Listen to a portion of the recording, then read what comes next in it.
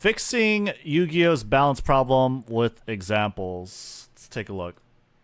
Hey guys, Paul here. So, as you guys know, Yu-Gi-Oh's kind of got the reputation for being a little crazy these days, right? Lots of Yes. huge boss monsters, super long turns, Omni negates, all the things that people don't really always like about this game. Honestly, though, it's been this way for like the last decade. I mean, it's been this way for as long as I've been playing. I mean, even Infernities or back when I was playing even Zodiacs with a bunch of, not necessarily negation, but they have a lot of answers or interaction, right? With Drident. What else was there? Was kind of like, I feel like Mermails was kind of like Tearlament back then, not necessarily like milling, but just playing on your opponent's turn with the Bisphere, right? They're definitely, I feel like it's always kind of been that way. Even back then with like Light Sworns and Judgment Dragons, right? Spellbooks, Dragon Rulers. Yu-Gi-Oh's just been wombo combo, make your big board Omni negates, make your big board a floodgates, right? Jowgen, right? That's just how Yu-Gi-Oh's always been. So I don't know if it's just recently. I don't know if it's a recent thing. I feel like that's Yu-Gi-Oh's appeal, is stopping your opponent from playing the game, right? But yeah, let's see. Now, instead of just complaining about it like I do in most videos on this channel, I actually thought of some solutions to the problem that I want to That would propose be and that have interesting. actually been sort of seen in certain cards here and there in the last few years. So yeah, I've got this list of 9, I believe, of them on my phone, and I'm gonna just go through them one by one, and at the end of the video, I'd love to hear you guys' thoughts on these, and maybe other ways that Konami can kind of slow things down, slightly rein stuff in. Okay.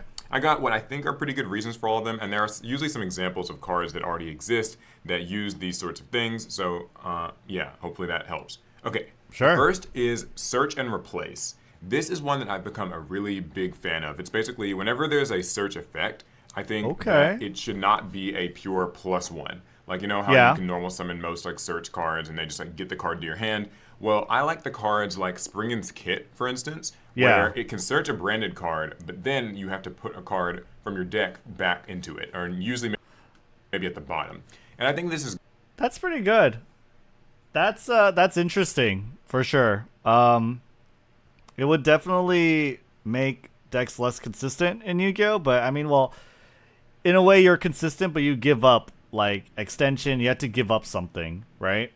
I kind of like that idea. Honestly, I wasn't going into it expecting like there to be a lot of great ideas. I feel like it would just change Yu-Gi-Oh's identity, but I don't think it changes the identity of Yu-Gi-Oh by that much. It just lowers the power ceiling of a lot of decks when you do replace every search effect with search and replace, right? So that's interesting. I kind of like that, honestly. That I think that keeps Yu-Gi-Oh the way it is in that it's a super consistent combo game, right? But at the same time, it just lowers the overall power level of like what you can do. So I think that's pretty interesting. That's cool. great because it kind of lowers that amount of net card advantage, Yeah, which doesn't seem like a big deal because yes, you're still getting the search, but it's the a huge deal. It's a huge deal. Card advantage is everything in Yu-Gi-Oh. fact that you are able to kind of strategically use it to clean out your hand means that it's not just strictly a nerf, but it does mean you're not just amassing loads and loads and loads more resources, more monsters to just flood out in the field, more spells and traps to play. In a game like Yu-Gi-Oh, where there isn't a resource system, I know, old topic. Well, I think it is a straight up nerf. I think it is a straight up nerf. It's not like a huge nerf.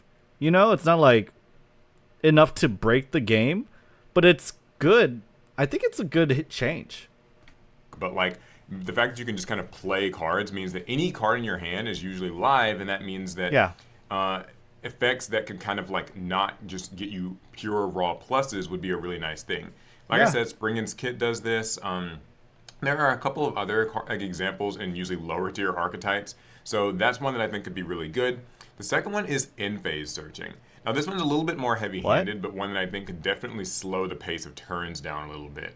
So basically, think Bestial Magnamute. Now obviously, Magnamute's very powerful, Oh, just in end Bestials in general phase. for other reasons, But I do think that being able to search in the end phase and kind of centering some more search cards into the end phase as opposed to the like just when they're summoned could be a really good way to again slow down the rate of like cards just getting to hand and then making their way into the field. Because searching the That's end phase still true. means that you're getting a raw +1, you're getting a search, it's usually free, but I think that it's nice because it means that anything you search won't be usable until like your next turn, or maybe your opponent's turn because there's so many. That's true. Uh, this is where it kind of gets into that territory of like changing Yu-Gi-Oh's identity, right?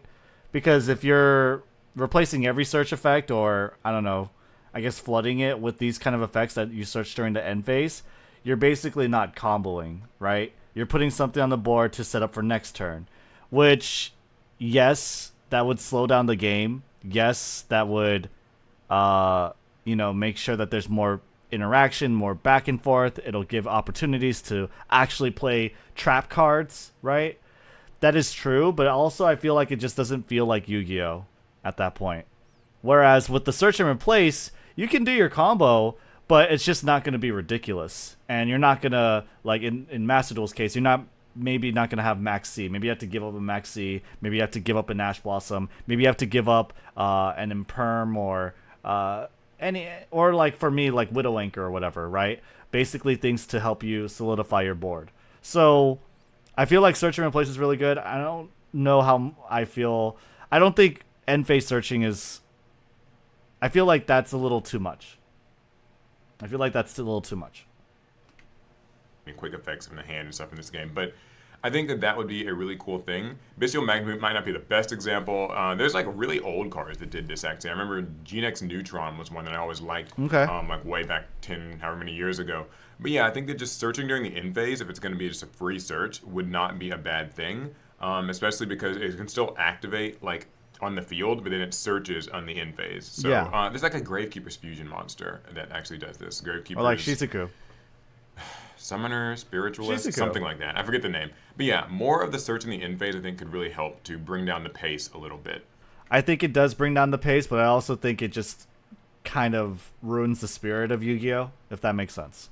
Okay, the next one is type, attribute, and mechanic locking. We already see a good bit of this, but I think that Yu-Gi-Oh could always use a little bit more of it. So basically, just if there's ever a really powerful effect that like summons a monster from your deck, or whatever gets you like some sort of free advantage, then let's type lock decks, right? You can only summon plant monsters this turn. You can only summon dark monsters this turn. You can only summon hero monsters this turn. I think that those work pretty well to at least keep decks from getting completely out of hand. One of the biggest issues I have with like playing at least Master Duel, but this kind of applies to TCG as well. It's just like is the pile decks where it kind of goes from one engine to another engine to another engine to another engine, and so the deck that started out as Punk is now turning into Tier, it's now turning into Branded, and now turning into some grass 60 card thing, Andes. and then like the Rocket shows up from out of nowhere. And so I think that it would be really good to have more cards lock you into types, lock you into attributes, lock you into maybe even summoning mechanics like Fusion or Synchro for the turn.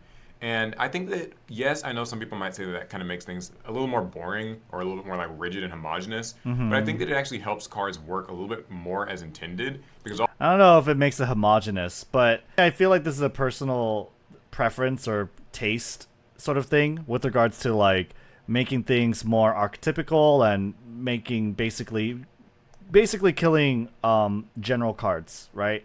And generics. So if you made everything archetypical, I don't think that would change the way I feel about Yu-Gi-Oh! And I also don't think making more I do think making more generic cards kind of goes against like what most players want. These type locks, I guess, would be decent, but I don't think it necessarily improves the game. Like, I don't think things becoming more archetypical improves the game by much, if at all. I think that just sometimes leaves certain archetypes saddled with really bad boss monsters, and overall, I think it makes them less playable, right? So I don't think I don't think them. As much as I hate 60 card decks and 60 card like engines being a mix of a lot of things, I don't really care either. I think that's just what Yu-Gi-Oh is, and I kind of accept that about Yu-Gi-Oh, right? Oftentimes you got things that are like synchro based, like Assault Synchron or whatever, but they don't really do much to lock you into synchros, especially like certain cards will lock you in for the rest of the turn. Yeah, take Marine Cess for example. They would be much more viable if everything didn't lock them into water. Yeah, exactly, right? They'd be really good. So it's like, I don't necessarily think it's. I don't think the impact will be that huge, honestly. And I think honestly that if you had more archetypes or more characters to play in Yu-Gi-Oh, more archetypes, more decks to play, I think that would be better, even if it is at the cost of like having more generic and strong monsters. Personally, I don't really care, and I don't think going either way fixes the game or improves it at a. I don't think it improves it. It's just trade-offs, right? On one end, where you make more generics, you have more generic cards that pop up, and they're more powerful and they're more prevalent and they're more annoying.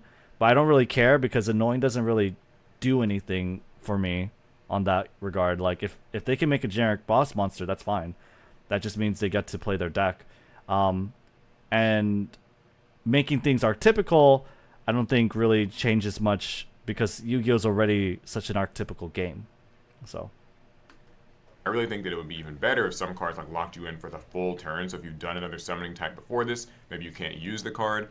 Is that too heavy-handed? I don't know. You guys can let me know, but I just think that it will help. I don't think it's heavy-handed. I think it like, doesn't change much. Crazy combo pile decks that have the really long turns, and just keep archetypes and strategies kind of more self-contained. Okay, so the next thing is I think that we should prioritize bouncing, flipping face down, and other similar things as opposed to Omni negates. Omni negates are one of my least favorite parts about modern Yu-Gi-Oh! Boss monsters, particularly generic extra deck ones or near generic extra deck ones. Baronne de Fleur is obviously, kind of the big culprit here, but there's plenty of other cards that just, negate and destroy, and that's it. So I think that it would be better to have interruptions that maybe just bounce a card to hand. And there's a few. There's like Sprite Sprend. There's that one Ancient Warriors, like Link Monster, things that bounce. One of my favorite examples is like Rika Teardrop, who she tributes the opponent's monster, but she does not negate anything. And it is really funny how much Yu-Gi-Oh favors two things. Yu-Gi-Oh favors Omni negates, which are effectively counterspells. The only resource is that you can only use them once a turn. And the other thing that Yu-Gi-Oh favors a lot is silence, right? Silencing effects. In Hearthstone, it's called silence. In Magic, I'm not too sure like if there is there is a silence effect in Magic, but I don't know what it's called. And in Yu-Gi-Oh, what silence is negate effects. So negating effects, ward maybe, So Omni negates and negating effects are like Yu-Gi-Oh's bread and butter. And recently they've been kind of changing that a little bit. Just a little bit, but not really. And I feel like it is crazy just how many there are. How many Omni negates, how many negate effects, right? How many Omni negates, how many silences there are in the game. I feel like more variation would improve the game as a whole. I think having to think about different interactions like bouncing, like you said, or tributing, or Book of Moon, right? Does make the game a little more fun, intricate, and interesting. I do also think that Link monsters, unfortunately, it's really weird how like with pendulum monsters and Link monsters and Link summoning, it sucks that booking or flipping things face down is not as effective as it used to be. I think that's a little sad, but at the same time, like, I don't know, like, no, I think that is sad.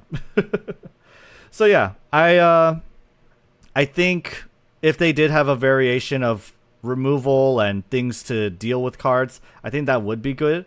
The reason why bounce isn't very powerful is because, well, a lot of things can just find their way to special summon themselves back into the field anyway, right?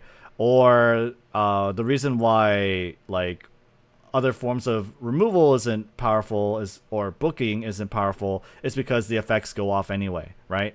But if they change that in some way, right? Or Maybe not change it. I don't know. If there were more powerful cards, right? If there were cards that gave you more advantage and rewarded you for booking, bouncing, doing other things, I do think Yu-Gi-Oh would feel a little more varied and it would feel a little more fresh and interesting rather than everything just being Omni negates or silences, right? Negate effects. And there are, of course, plenty of monsters that can just once per turn, like quick effect, flip something face down. I think those sorts of effects are really good disruptions because they still leave the opponent with a resource. So if I have to face down a board of several different boss monsters that have several different effects, the moment I normal summon something and it gets omni negated and destroyed, it's like not only is effect negated, but it's off the field. It'd be nice if maybe, I could at least still use it for something. So if it's like bounce, at least I get to keep the resource. Or if it's flip face down, maybe I can still do something with it, at least can be defense. But I think that just negate and destroy thing is really a bit too much, and it kind of leads me into my next one, which is that I like there are some cards that do this, the whole negate or destroy / banish. So as powerful as it is, a good example of this is Bestial Dissipator, where when your opponent activates an effect, I like the ability to maybe either negate that effect or banish that card, but not both. So if you negate the effect, your opponent still gets to maybe keep the monster or the card or whatever on the field. Okay. If you get rid of the card, then they still maybe get the search, but the card is off the field. One or the other, right? It's kind of like Ash Blossom and Ghost Ogre. Ash Blossom can negate monster search effects, but maybe the monster still gets to stay. Or, Ghost Ogre can get rid of the card, but maybe the effect still resolves. So I think more stuff like that, where it kind of just keeps some amount of power in your opponent's hands, would be really good. The next thing is that make more decisions. Give Yu-Gi-Oh players more decisions, more ways to deal with things that other than just it's how would you say it? It's like trying to hammer a nail in, but with a jackhammer, right?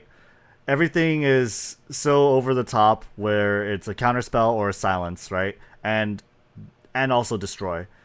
Instead of that, just give them different ways to handle cards and deal with cards and reward them for doing it by, I don't know, putting +1s or basically just letting them recover easier, right, from using these effects. That's the only way they can kind of be meta because they're just not that great right now. Or I guess the deck itself has to be really good. But basically having different varied ways of handling cards, I think would be good for Yu-Gi-Oh! If something is going to be an Omni Negator or something similar to it, I think that we need to do two things. It's going to kind of consider this one point. But I think that there should be more costs to these sorts of things. I think the fact that Barone or Borreload Savage have barely any cost to them is not very cool. I think more discards. I know. Yeah, it'd be really cool if a counter spell, right, which is the Omni Negates, or Baron de Fleur, destroy a card, actually asks you to put up an upfront cost. Why aren't costs actual costs? You know what I mean? The cost of the effect is to target a card. What? You paid nothing. There was no cost. There was no, upfront investment. There was nothing that you gave up. You still have your card and you targeted something. It's not even a cost, right? The cost is to target something. The cost is to activate. The cost is nothing sometimes. There are way too many effects where it just doesn't cost you anything to activate it. If it was a Raigeki Break, right? Raigeki Break is a trap card where you discard a card to destroy a card, right? Or Phoenix Wind Blast or just anything, right? If there was an actual upfront cost to these things, I think Yu-Gi-Oh would still maintain some of its identity while being a little more interesting, personally. The cost is $2 or a $900 deck, right? Yeah. Invoked Mechaba was a good example. The cost of that, was maybe more buying the that. cards. You have to discard a card to get a disruption. Pay to win. Or maybe even having to tribute the card. That's where Herald of Arclight kind of functions. So I think more cards like that, where they have to kind of lose some part of, you have to lose some advantage to just get this free Omni Negate instead of putting the onus on your opponent to just play through your free negations, makes it feel like a little bit more of an exchange or a transaction as opposed to just okay, my monsters are here, come at me. Yeah. So I think that would be really good. And then my next point about that was I think that we need to Yeah. I mean, God forbid if like we actually have to think about activating our effects, right? God forbid that we actually have to think about activating our effects or like whether or not we want to do something, right? Can we deal with the cost of doing this, right? It's just it's weird that that's not a thing. Yeah. I like the idea of like there being a transaction as opposed to like, nope, I made Baron de Fleur. That means I get to negate whatever I want. I have one. It's like, okay. lower the attack points drastically on generic monsters. So I know this has always been a thing that people talk about, the fact that Baron's just a generic good Synchro monster and like things like Appaloosa and all that. Appaloosa maybe not as much of an issue because like it kind of already has other parts of this, like it doesn't destroy the cards and it negates, and its attack can sometimes be lowered. But I do think that, you know, on generic... I like Appaloosa. I like Appaloosa because Appaloosa is like an interesting boss monster. It's not like something that is absolutely like impossible to play around or maybe like an inevitability, so to speak. Like Baron de Fleur just says no, right? It's one no, it says no. But Appaloosa, at the very least, the more times you bait her or force her to activate, the more options are available to you, right? Because Appaloosa says if to negate monster effects, she has to sacrifice some of her attack points, right? And if she does that, there comes a point where, okay, well, she'll be run over by a max C, right? Or she'll have 0 attack points. So I like Appaloosa because there are a lot of different ways you could deal with her, right? But she's still very strong, right? She's still a very good card. I like how Appaloosa works, and I think it would be cool if basically there were costs to activate things.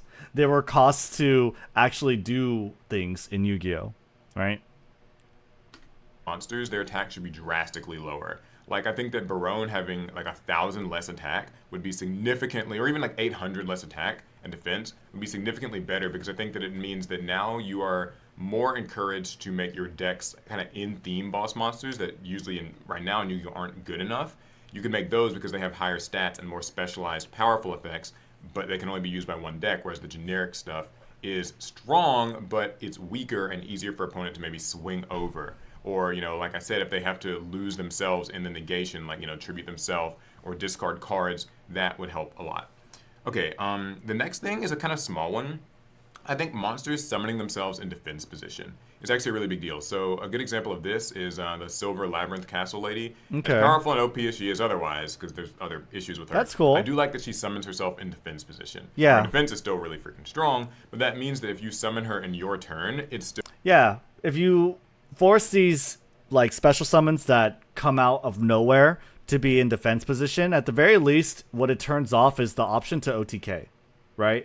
It turns off... It kind of like puts them on summoning sickness almost, right?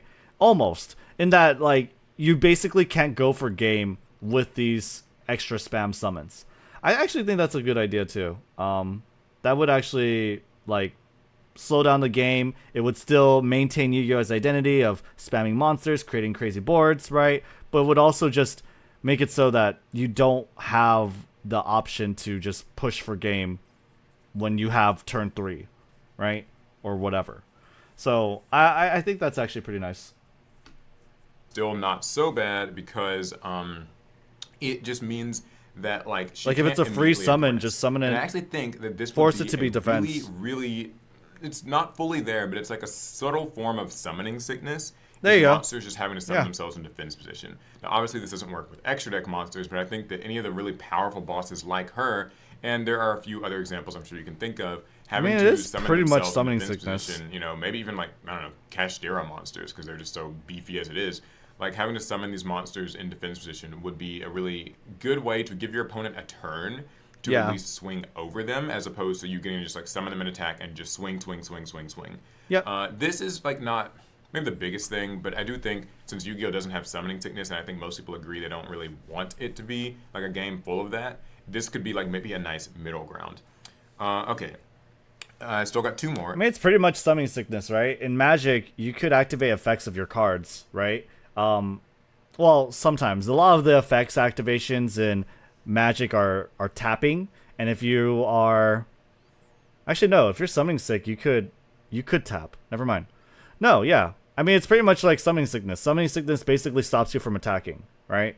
So I actually think that is pretty good. I think that's I mean, that would be nice in Yu-Gi-Oh. Whether or not like it'll happen, obviously. I mean, it's not like none of these changes will ever happen. Will it ruin the identity of Yu-Gi-Oh? I kind of don't think so. I feel like it's a nice step down, but or step up. I don't know. I think it improves the quality of games, personally. I think I ended up having 10. I said I had 9, but I think I have 10. During your opponent's turn, quick effects. So what I mean by that is I like... You can't tap monsters in Magic with Summoning Sickness, but everything else can still be tapped. Summoning Sickness stop effects that have the tap symbol in their cost. Oh, okay. My bad. I forgot then. Effects that can maybe only be used as quick effects like during your opponent's turn. One example in the deck I use, Rika, is Sacred Tree Beast Hyperiton, the rank 9 Xyz monster. Oh my god, why do they name it this way? Only being able to negate cards during your opponent's turn. Or one of the really kind of neat, obscure ones is Mermail Abyssalacia. It's like their link monster is able to get its effect to like summon a Mermail monster, but only in your opponent's main phase. I think that, you know, limiting when cards can do stuff can actually limit the amount of raw advantage they're able to generate, particularly with cards that like can summon something from the graveyard. I think that's like a really good thing. There's that one link monster, Summer Summoner. I think that's another like just good example of a card that, if I'm remembering its effect correctly, can only summon things in the opponent's turn. So, I've never seen that card in my life. I don't know, more stuff like that, where it's not just things that can happen in both turns, but things that can only happen in one turn or the other, even if it's still a quick effect. Like Maxi, right? Well, I don't know. Maxi would probably work better if it just said if you have no monsters on your... If you have no cards on your side of the board, right? But yeah. Can make those effects fun and dynamic, but like limited to not just gain advantage every single turn. And finally is once while this card is on the field. So this is one of the few compliments I have about Baronne's Omni negation, is that it's only once while it's on the field. I think that that is an absolutely great way to limit the amount of times a monster can Omni negate. Now, oh yeah, once while face up on the field. That's actually pretty good. Yeah. Because fuck once per turn Omni negates, dude. Baron de Fleur, I do like the once while face up on the field.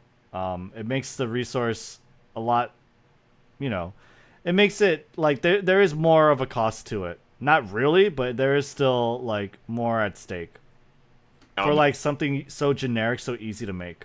Does Baronne still need maybe other balances and stuff? Sure, but just isolating it to this one reason, I think that when cards can only use something once while they're on the field, that just... It means that at least you can bait them out, right? Yeah. I can bait out the Baronne negation, and even if it kind of sucks to have to You do force it, it. at least that's like the one negation that I have to deal with. So putting that on more cards might kind of just help to deal with some of these boss monsters that are just able to kind of destroy so many things. You could put that on plenty of other things, you know, Crystal Wing or Boral End Dragon, all kinds of decks, right? So, yeah. Those are my things. I think that all of these could be really great balancing mechanisms for Yu-Gi-Oh! To experiment with, and Konami has been doing a little bit more of it. More of the, like, you know, cards that search something within us and put something back, you know, more of these cards that destroy or negate, all that kind of stuff. Sure, they are doing those things, but at the same time, there's a limit to how much they could put these restrictive effects or effects with cost in it, right? Because what happens if you do that?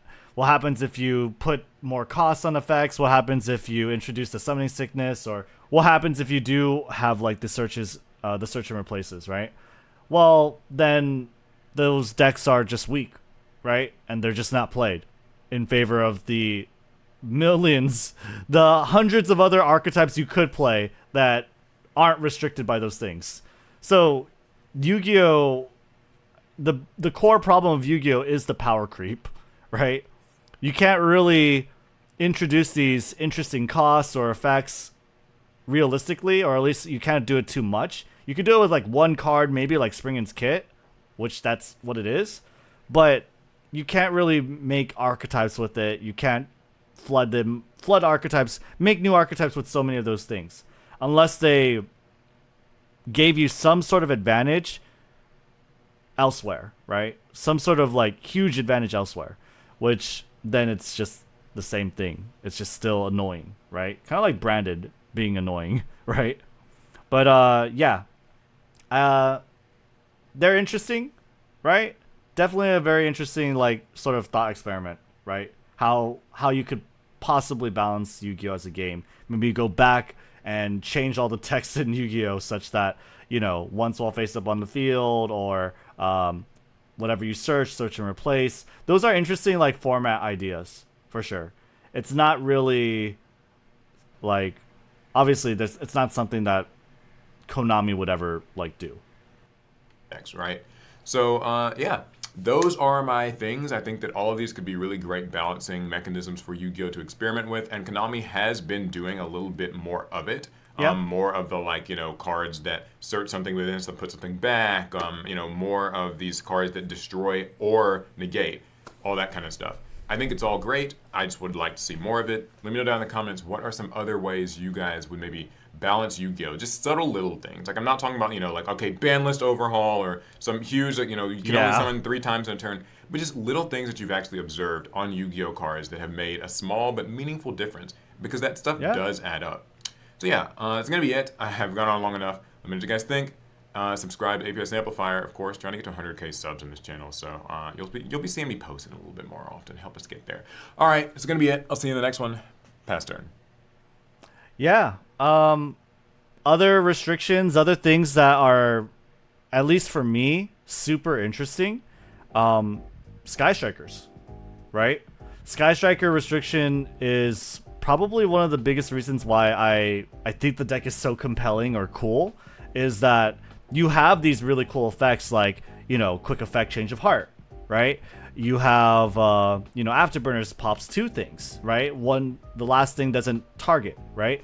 You have a lot of cool stuff with Sky Strikers that, in turn, introduces a lot of restrictions, or rather, comes at a high cost. The cost is, well, you can't spam your board full of monsters. You can't go wombo combo and also have a quick effect change of heart, right? So it's like, it is really cool. I like Sky Strikers that way because I think having those costs or having those limitations make the deck a little more interesting. The trade-off, of course, is that you have really cool, crazy effects. So I think a lot of archetypes like that are fun and interesting to make, for sure. Whether or not it could be a norm, no. Like, I don't think it could be a norm. But I think, like, things like the search and replace thing, I think that could be, like, an interesting, like, custom format, honestly. I think that could actually be, like, an interesting custom format idea. You need to have setup for the bigger effects as well. Yep, you need to have setup, right? Sky Striker has to build spells in the grave. They also have to keep their main monster zone clean, right? And they still have certain things that they could do even with monsters in the main monster zone, but they have to kind of be creative in figuring out, how do I clear that, right? So that's kind of why I like Sky Strikers, is because there's a lot of thought that goes into it, and sometimes it just doesn't matter how much thought goes into it. You're just flat out weaker than the decks that don't have to think about anything. But it is fun that, like, I could still play the deck and, it's still very interesting, Yeah. So yeah, I think that was a fun video. Definitely really cool. Really enjoyed that. And it was a fun little thought experiment for sure. I definitely think doing the search and replacing, I think that could be an interesting, fun format. But yeah, that's APS Amplifier. That was a good video. If you guys enjoyed yourselves, make sure you click the link and like it, and subscribe to him if you've been enjoying his videos. Yeah. Okay.